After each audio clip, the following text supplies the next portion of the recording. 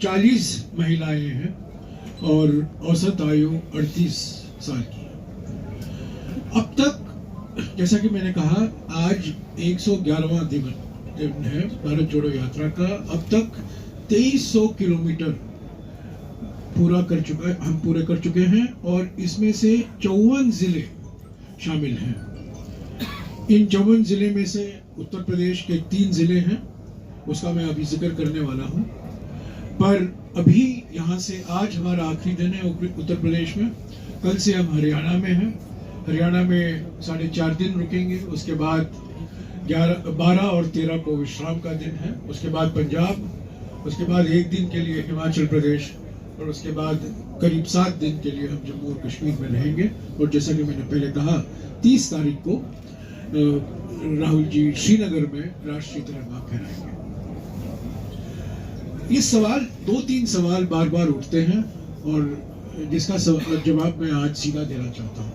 मैं पहले दे चुका हूँ, राहुल जी भी इस पर काफी विस्तार से इन्होंने बात की है। पहला सवाल उठता है, जब आप इतना लंबा भारत जोड़ो यात्रा निकाल रहे हो, उत्तर प्रदेश में केवल 3 दिन आप रुके और जैसा कि जानकारी मैंने दिया, अभी 54 जिले में से 3 जिले उत्तर प्रदेश के हैं। तो आप उत्तर प्रदेश का नजरअंदाज कर रहे हैं भारत जोड़ो यात्रा में। ये आरोप लगाया जाता है, मैं इसका पूरा खंडन करना चाहता हूं। ये यात्रा कन्याकुमारी से लेकर कश्मीर तक है। इस यात्रा की घोषणा 15 मई 2022 को आदरणीय सोनिया जी जब कांग्रेस अध्यक्ष थी, उदयपुर चिंतन शिविर के बाद उन्होंने इसकी घोषणा की कि कांग्रेस पार्टी भारत जोड़ो यात्रा निकालेगी और वो अक्टूबर 2 को उन्होंने तारीख दिया था, वो कन्याकुमारी से कश्मीर तक। उसके बाद अलग अलग रास्तों पर विश्लेषण किया गया, उसका अध्ययन किया गया। अलग अलग कारण होते हैं। सिक्योरिटी एक बहुत महत्वपूर्ण बात है राहुल जी को लेकर।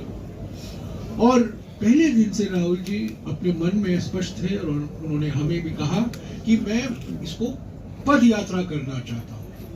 ये टोयोटा यात्रा नहीं है। एक हमारे देश में 30 साल पहले टोयोटा यात्रा निकाला गया था, आपको याद होगा। ये टोयोटा यात्रा नहीं है, ये इनोवा यात्रा नहीं है, ये पद यात्रा है। तो आप ऐसा रूट, एक रास्ता निकालो कन्याकुमारी से कश्मीर तक, जो 100% हम पद यात्रा कर सकते हैं और 30 जनवरी के पहले हम इसको खत्म कर सकते हैं, क्योंकि बजट का सत्र शुरू होता है 31 को और वो सबसे महत्वपूर्ण पार्लियामेंट का सत्र होता है। तो 30 जनवरी का हमारा समय सीमा था, 30 जनवरी के पहले। तो काफी चर्चा के बाद 4-5 रूट ऐसे देखे गए और हमने एक सीधा रूट निकाला जो कन्याकुमारी से कश्मीर तक 4.5 महीने लगेंगे, 150 दिन, और ये तय किया गया। इसके साथ साथ हमने जो राज्य मेन भारत जोड़ो रूट में नहीं पड़ते थे, वहां भी भारत जोड़ो यात्रा की घोषणा की। अभी अभी असम में भारत जोड़ो यात्रा, असम 850 किलोमीटर पूरा हो चुका है। भारत जोड़ो यात्रा त्रिपुरा खत्म हो चुका है। आज शाम 4 बजे कांग्रेस अध्यक्ष मल्लिकार्जुन खड़गे जी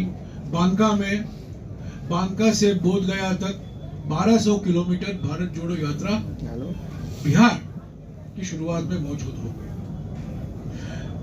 28 दिसंबर को भारत जोड़ो यात्रा पश्चिम बंगाल शुरू हुई, जो कलकत्ता से लेकर सिलीगुड़ी तक करीब 880 किलोमीटर लंबा भारत जोड़ो यात्रा पश्चिम बंगाल शुरू किया गया है। और उत्तर प्रदेश में ही, अध्यक्ष जी आपको बताएंगे, उत्तर प्रदेश में ही 75 जिलों में हर एक जिले में 25 किलोमीटर भारत जोड़ो यात्रा निकाला गया और ये पूरा हो चुका है। तो ये कहना बार बार जो मैं सुनता हूँ कि और कल भी मुझे कई लोगों ने पूछा, पत्रकारों ने भी पूछा, आप उत्तर प्रदेश में और ज्यादा दिन क्यों नहीं काट रहे हैं? हम काटना चाहते थे, रहना चाहते थे, पर हमें कश्मीर पहुंचना है 30 जनवरी के पहले और दिल्ली वापस लौटना है, क्योंकि पार्लियामेंट की शुरुआत 31 को होती है।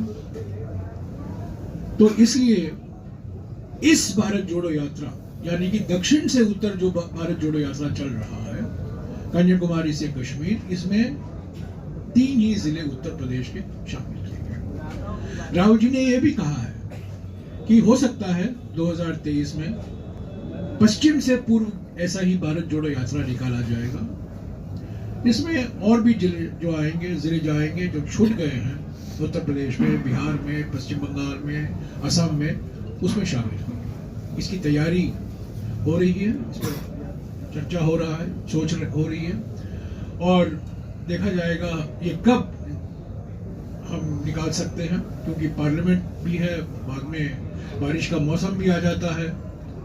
पर ये बात जरूर है कि हमारे मन में जरूर विचार है कि पश्चिम से पूर्व तक एक यात्रा निकालना जरूरी है। तो एक तो ये आलोचना मुझे सुननी पड़ती है हमेशा कि उत्तर प्रदेश के ज्यादा जिले क्यों नहीं लिए गए। दूसरी बात जो बार बार उठाते हैं, और खास तौर से बीजेपी वाले उठाते हैं, इसका मैं सीधा खंडन करना चाहता हूं कि भारत टूट नहीं रहा है, ये भारत जोड़ो यात्रा क्यों निकाले आप? तो भारत जोड़ो यात्रा का माने क्या है, इसका मकसद क्या है, इसका भी काफी विस्तार से स्पष्टीकरण दिया गया है कि हमारे समाज के सामने, हमारे लोकतंत्र के सामने, हमारे देश के सामने 3 बड़ी चुनौतियां हैं, 3 बड़े खतरे हैं। हमारा लोकतंत्र कमजोर होते जा रहा है, और ये 3 खतरे हैं। एक तो आर्थिक विषमताएं बढ़ रही हैं, दूसरी सामाजिक ध्रुवीकरण को प्रोत्साहन दिया जा रहा है, और तीसरी बात राजनीतिक तानाशाही हकीकत बन गई है। और ये कारण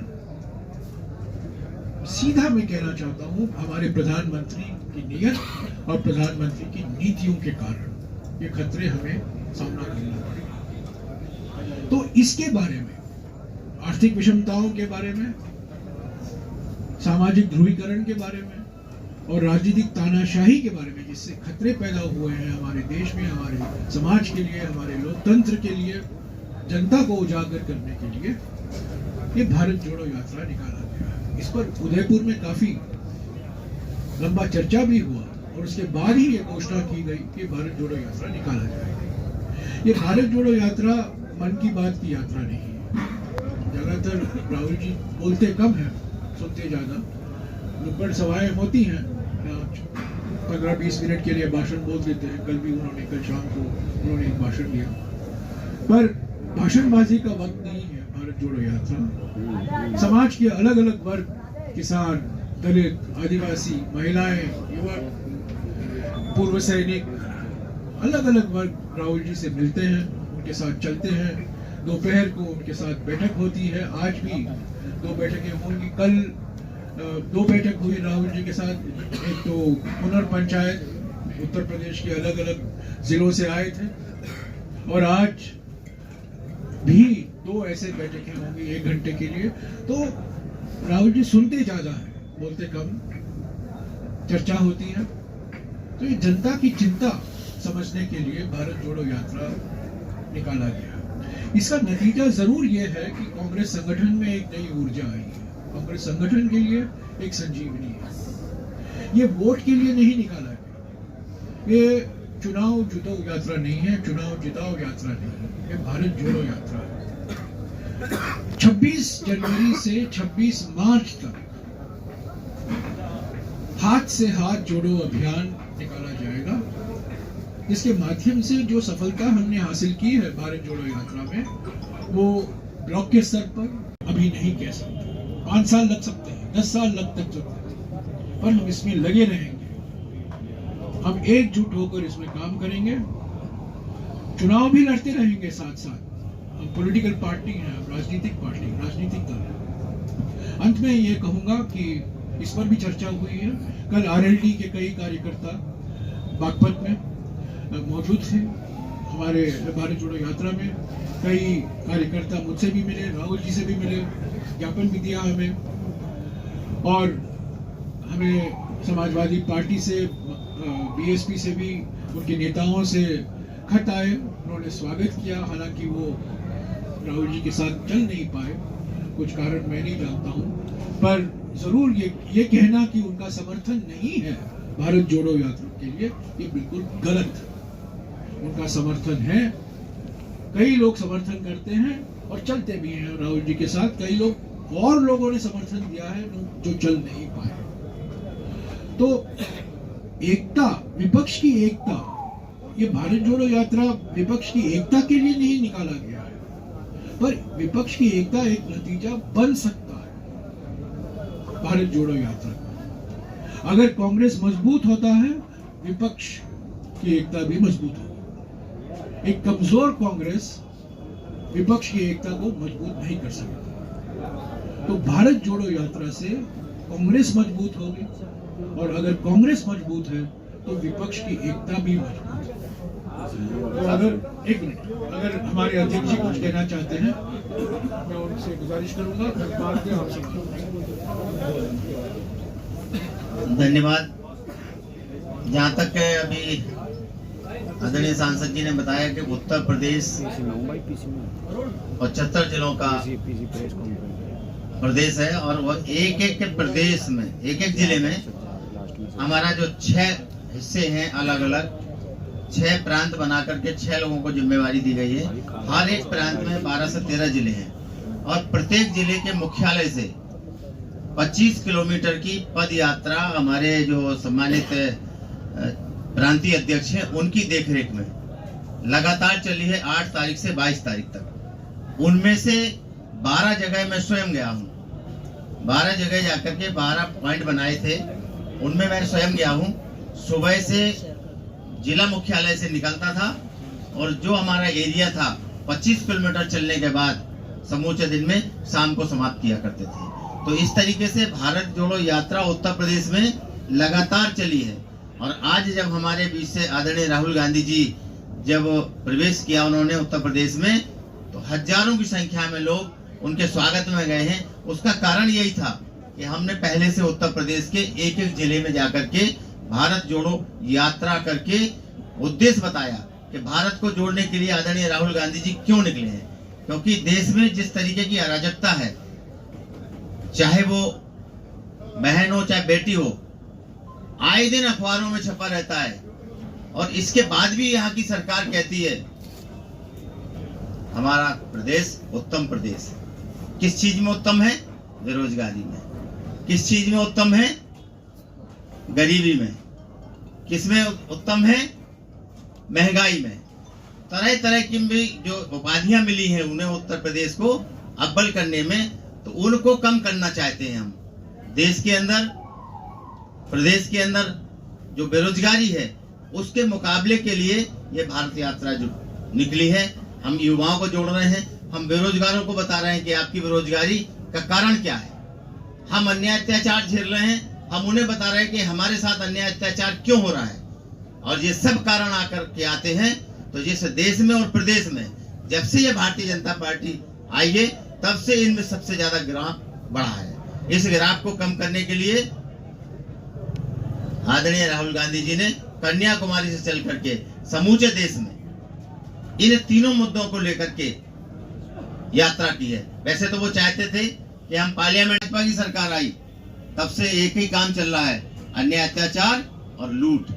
इनको सबको रोकने के लिए युवा एकदम से आदरणीय राहुल गांधी जी के साथ चलने को तैयार है। बेरोजगार एकदम से उनके साथ चलने को तैयार है। जिनके साथ अन्याय अत्याचार हो रहा है, चाहे धार्मिक हो चाहे आर्थिक हो, सब मिलकर के फिर से आदरणीय राहुल गांधी जी के साथ चल करके इस देश को बचाना चाहते हैं। देश, अब वो कहते कैसे टुकड़े हुए देश के, देश तो एक है। मैं कह रहा हूं कि ये देश के कितने टुकड़े किए हैं नफरत फैला करके। कभी भेल को बेच रहे हैं तो कभी रेल को बेच रहे हैं, कभी हवाई अड्डे बेच रहे हैं तो कभी हवाई जहाज बेच रहे हैं। तो ये टुकड़े टुकड़े करके बेचने वाले का लोग, इन्हें हम ये देश बेचने नहीं देंगे। इसलिए आदरणीय राहुल गांधी जी कन्याकुमारी से चल के कश्मीर तक जाकर के ये चर्चा कर रहे हैं कि इस देश को बचाओ, साथ चलो। इसलिए हम सब मिलकर के आदरणीय राहुल गांधी जी के इस भारत जोड़ो यात्रा में जुटे हुए हैं। धन्यवाद। सर एक मिनट, मैं एक बात और कहना चाहता हूँ, भूल गया कि पिछले 2 दिन से बागपत और शामली में सबसे बड़ा खतरा ठंड से नहीं था, पर सड़कों की हालत से था। मैं कन्याकुमारी से चल रहा हूँ और रोज 21, 22, 23 किलोमीटर चल लेता हूँ, पर जो मैंने कल और आज देखा है बागपत और शामली में, मैंने और किसी राज्य में नहीं देखा। सबसे बड़ा खतरा सड़कों से था और आज मुझे 4 या 5 बार बचना पड़ा। ये कभी नहीं हुआ था। और जो दावा करते हैं उत्तर प्रदेश के बारे में, मैं उनसे गुजारिश करूंगा वो 1-2 घंटे के लिए बागपत आए, शामली आए और देखें सड़कों की क्या स्थिति है, सड़कों की क्या हालत है।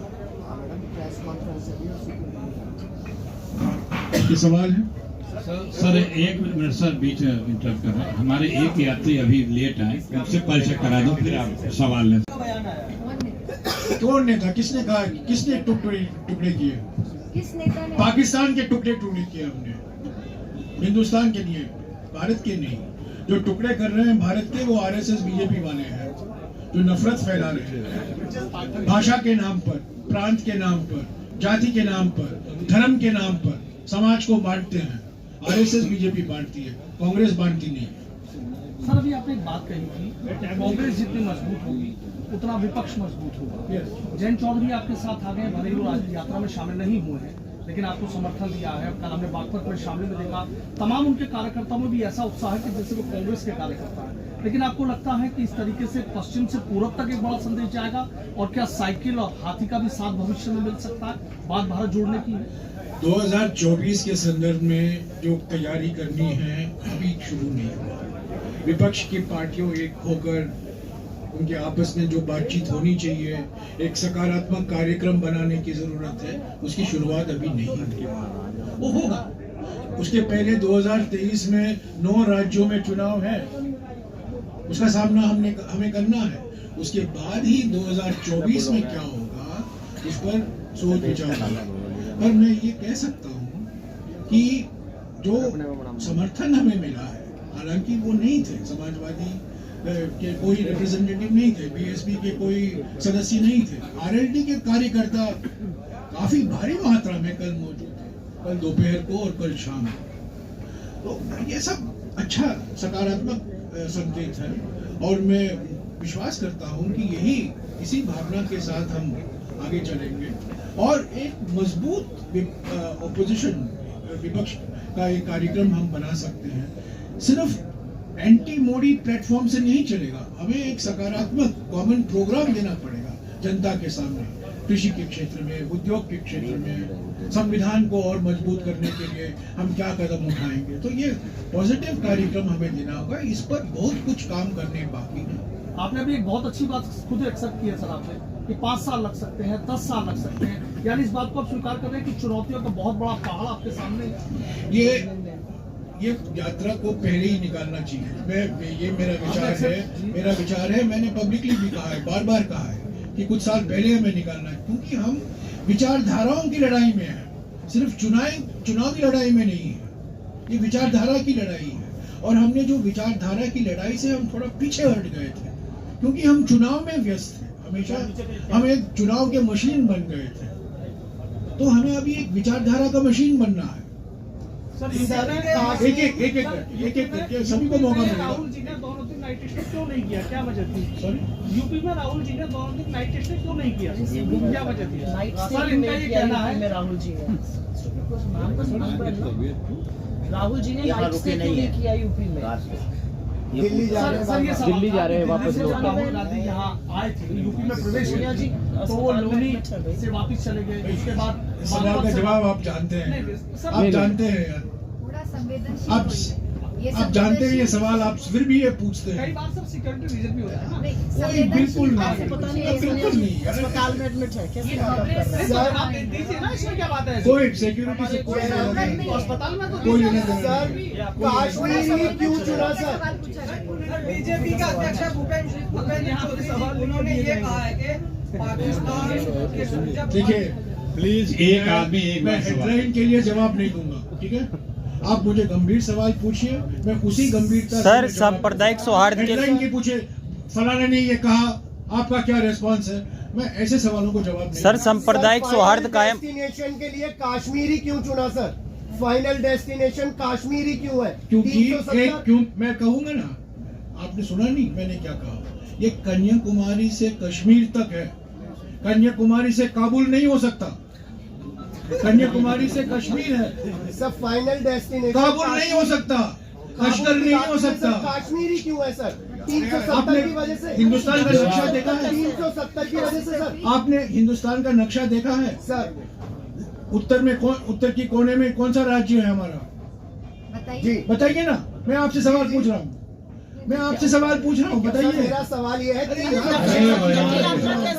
मैं आपसे सवाल पूछ रहा हूँ, चलिए ठीक है, नेक्स्ट मैं आपको एक नक्शा दे देता हूँ, बाद में देखिएगा। वो बात सही है प्लीज आप भैया, हो गया आपकी बात सर। भाई, प्लीज आपका जवाब मिल गया, प्लीज दूसरों का अवसर दें। सर, अगर आप मेरा सवाल प्रकाशित करना चाहते हैं, आप कहिए, क्योंकि कन्याकुमारी से काबुल नहीं जा सकते, कन्याकुमारी से हम सिर्फ कश्मीर जा सकते हैं।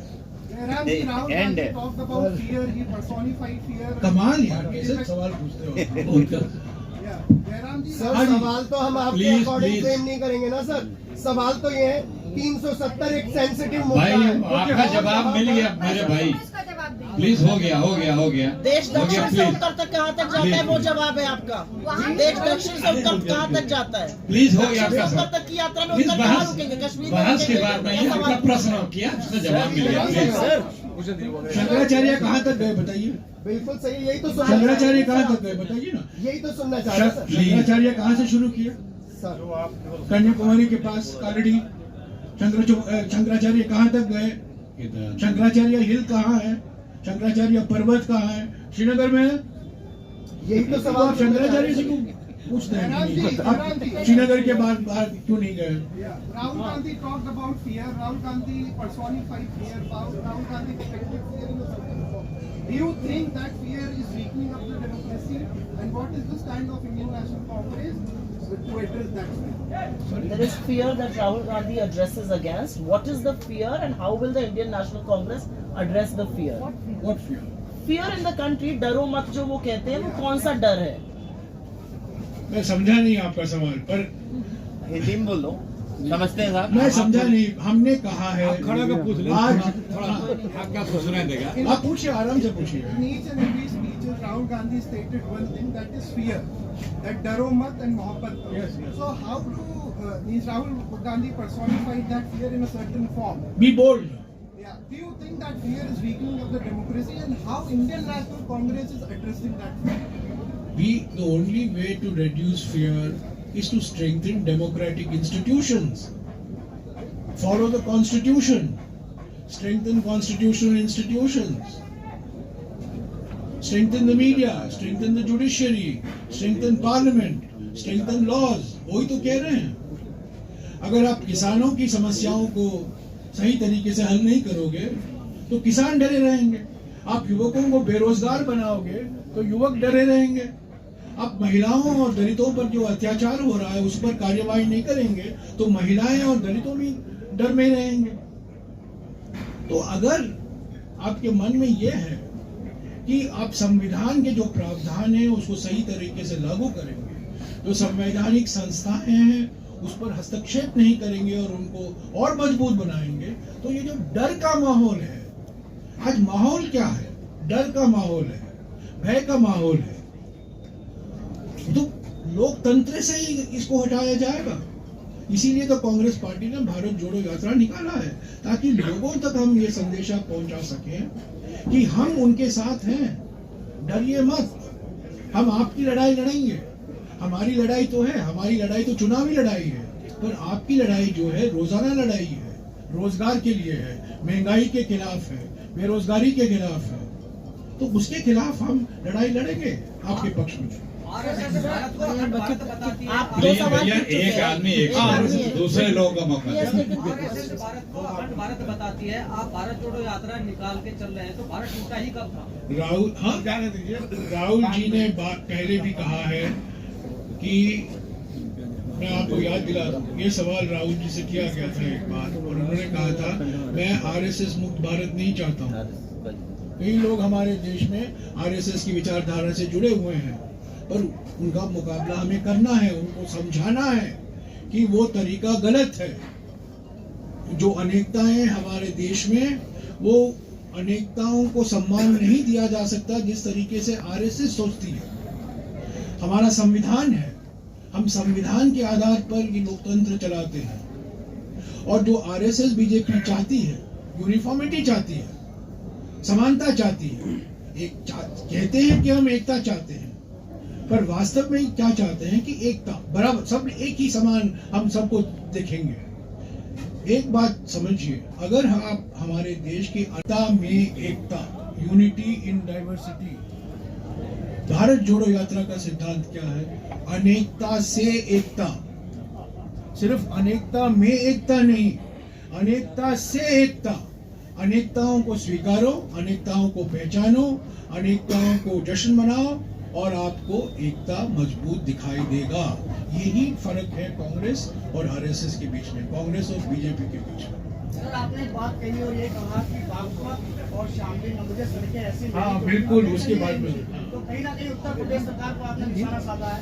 अगर बागपत से शामली की सड़क की बात करें तो शायद इससे पहले और ज्यादा बुरी स्थिति थी। देखिए, 23 कितने साल हो गए कांग्रेस सरकार उत्तर प्रदेश में? 32 साल हो गए। 32 साल में कितने सरकारें आई, कितने सरकारें आई, और किसी भी सरकार में कांग्रेस का हाथ नहीं था। बिहार में कह सकते हैं कुछ सरकारें ऐसी थी जहां हम गठबंधन में थे। उत्तर प्रदेश में एक भी सरकार 32 साल में कांग्रेस का हाथ नहीं था। तो सड़कें की हाल देखिए, और ये बागपत और शामली है जो कृषि के नजरिए से बड़े एडवांस जिले हैं, ये गरीब जिले नहीं है। कृषि हरित क्रांति पहले यही आई थी, और हरित क्रांति के प्रांत में अगर सड़कों की हालत ये है, तो आप देख सकते हैं पूर्वी उत्तर प्रदेश में सड़कों की हालत कैसी होगी। सर, इससे पहले आप इन सड़कों पर कब निकले? मैं कई बार आ चुका हूँ, और पहली बार सड़कों पर चल रहा हूँ, मैं चल रहा हूँ। इस समय जो हालत है शायद वो पहले से बेहतर। कल मैं 23-24 किलोमीटर चला हूँ। सर जनाब जी, नहीं सर एक सवाल है 6 महीने में जनाब जी, सर हो गया भैया, अब दूसरे का अवसर है। सर जनाब जी, एक सवाल है, जो हाईवे बनवाए गए हैं वह खराब बनवाए, रोज एक्सीडेंट हो रहे हैं। हुसैन दलवाई आपकी पार्टी के लीडर महाराष्ट्र, उन्होंने यहाँ के मुख्यमंत्री को लेकर टिप्पणी की है और कहा है कि भगवा कपड़े पहनने से व्यापार नहीं आएंगे, उद्योग धंधे नहीं आएंगे, आपको थोड़ा मॉडर्न कपड़े पहनने पड़ेंगे, मॉडर्न होना पड़ेगा। यार, हुसैन दलवाई मेरे साथ राज्यसभा में सदस्य रह चुके हैं, पर बोल लेते हैं, मैं हमेशा सर मैं ये कहना चाह रहा हूँ, जो बोलते हैं गंभीरता से नहीं लेता हूँ। सर मेरा सवाल ये है, जिस जगह आप प्रेस कॉन्फ्रेंस कर रहे हैं, ये ऊंचा गांव है, ये कैराना से सटा हुआ है, ये वही कैराना है जहां से पलायन का प्रकरण, पलायन का मुद्दा उठा था। आज से 5-7 साल पहले क्राइम बहुत ज्यादा होता था, व्यापारियों का मर्डर हो जाया करता था। इसी जगह पर जहां आप बैठे हुए हैं, यहीं पर पीएससी का कैंप बनने जा रहा है। तो क्या लॉ एंड ऑर्डर को लेकर अभी भी आप कहीं पर मतलब भाजपा के हमारे यहाँ 3 उत्तर प्रदेश के महारथी बैठे हुए हैं, एक प्रवक्ता है, एक अध्यक्ष है और एक सीएलटी है। मैं उनसे गुजारिश करूंगा इसका सवाल, इन सवाल का जवाब आप दीजिए। देखिए, जो दंगे हुए थे उसमें कौन इन्वॉल्व थे आप लोगों को पता है? कौन लोगों का हाथ उन दंगों में था, किन पे मुकदमे हुए थे? नहीं, मैं कैराना पलायन की बात कर रहा हूँ, मुजफ्फरनगर दंगा था, मैं पलायन प्रकरण की बात कर रहा हूँ। कैराना की बात मुद्दा बना क्या बोले? मैं पलायन की बात कर रहा हूँ। कैराना पलायन, सुनो जहाँ तक आप कैराना पलायन की बात कर रहे हैं, ये वही कैराना है जहाँ पे Bharatiya Janata party by election लड़ी थी और हार भी गई। ये वही कैराना है। तो मुद्दा भी स्पष्ट है और वहां की जनता का जवाब भी स्पष्ट है। अब उसको दोबारा से भारतीय जनता पार्टी, जो उनकी हार हुई थी, बुरी तरह हार हुई थी, और मैं उसके इतिहास में इसलिए नहीं जाना चाहती कि वो सिटिंग सीट थी बीजेपी की, और एक बहुत ही वरिष्ठ भारतीय जनता पार्टी के स्टालवर्ट लीडर थे उनकी सीट थी, हुकुम सिंह जी की, उनकी बेटी चुनाव लड़ी थी और भारतीय जनता पार्टी उस सीट को बचा नहीं पाई थी। तो पलायन का क्या मुद्दा था और किस तरह से भारतीय जनता पार्टी ने उसकी मार्केटिंग करने की कोशिश की थी, दोनों अलग चीजें। मैं इतना कहना चाहती हूँ कि अगर इस तरह की कोई भी घटना है और पलायन की बात अगर है तो कांग्रेस पार्टी पूरी तरह से संवेदनशील है इसमें। चलिए, आपको सबको भोजन के लिए